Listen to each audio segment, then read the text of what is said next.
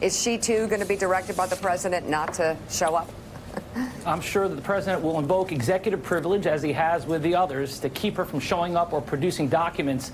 You know, this subpoena has got to especially irk the president because he and Hope Hicks, as Emily said, are extremely close. They have like a father-daughter type of relationship. You know, I keep thinking about that crazy anecdote in Corey Lewandowski's book, where during the campaign, one of Hope Hicks' jobs was to steam the president's suit jacket and pants while he was still wearing them. And so you've got to be a close confidant to do that. And so the legal ramifications are to help develop a case of obstruction of justice against the president, whether for articles of impeachment or for potential prosecution after the president leaves office. You know, throughout the Mueller report, it describes how Hope Hicks testified to the fact that she was there for a lot of the meetings and conversations, and in particular in the infamous Trump Tower meeting in June 2016, that she, after the fact, advised the president and his son, Donald Trump Jr., to come out with the emails and get ahead of the story and answer honestly, when you know then the president and his son took a different approach, and that blew up in their face. We know now that the meeting wasn't about just Russian adoptions, but about getting dirt on Hillary Clinton. Well, and to add some more color there to what you put, I mean, Hope Hicks, Corey Lewandowski, and it was Keith, they were sort of like Trump's body people on top of being in the jobs that they had. She carried around hairspray.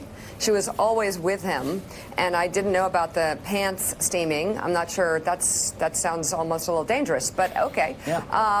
And she was there for these key moments. So, question for you about how people like Hope Hicks, who are receiving these subpoenas while they're trying to go on with the next phase of their lives. I mean, she's got a lawyer up. They've got. I mean, this is not just like, you know, something that they can, you know, handle on the phone themselves. Isn't this sort of making it a real cross to bear for people who have worked for Trump, because the legal ramifications and I would think the legal costs of all these different calls to testify would have for them? It's a fair point. You know, if you are going to work prospectively for this administration, you have to be prepared to hire your own lawyers in case you're subpoenaed. And that's got to dissuade people from wanting to work for this White House.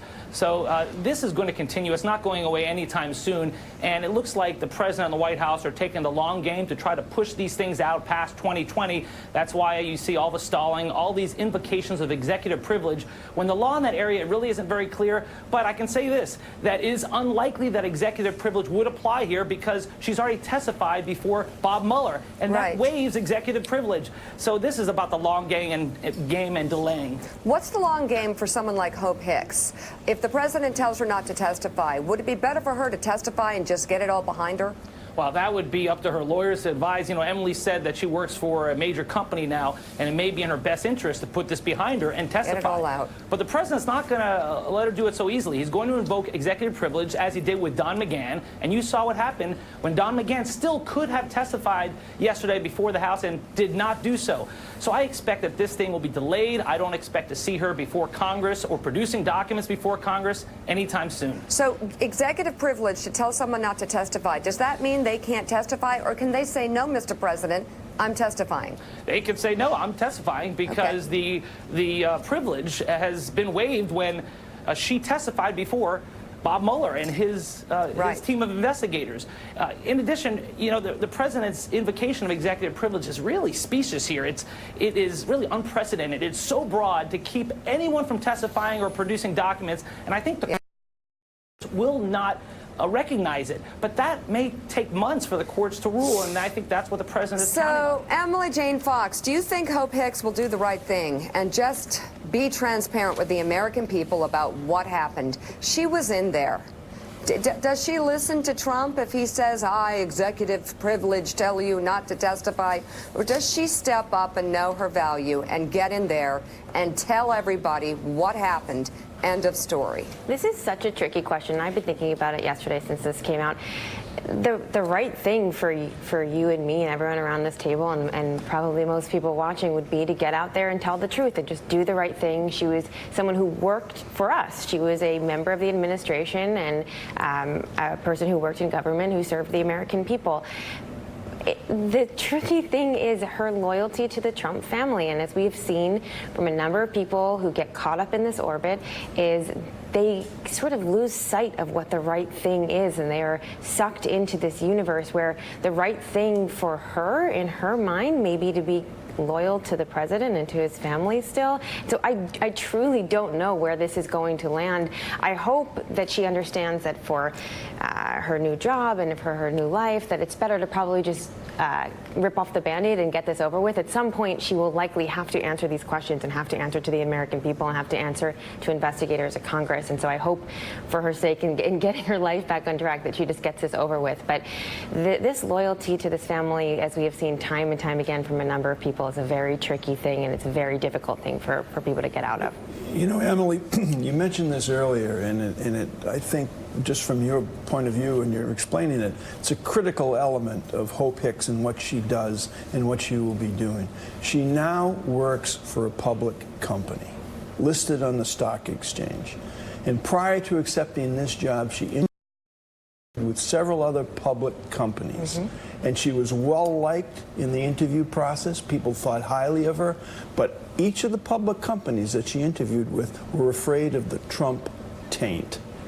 What happens to her going forward with that in the background? Well, it's interesting. She took this new job at New Fox, which is a Murdoch-owned company. So someone who I spoke to for the story explained to me is sort of Trump light, right? She's not totally getting out of the Trump universe. This is a company that would accept someone who worked in the Trump administration. It's not like going to a new company that had its reservations and hesitations about someone who worked in the Trump administration. But at the end of the day, they have shareholders. Someone who is in a very big, prominent position within the company being dragged back and forth for months on end over a legal battle is not good for the company. It's not good for investors. And so I think that the idea of her getting this out of the way and ripping the Band-Aid and stopping the bleeding really fast, it's definitely better for the company.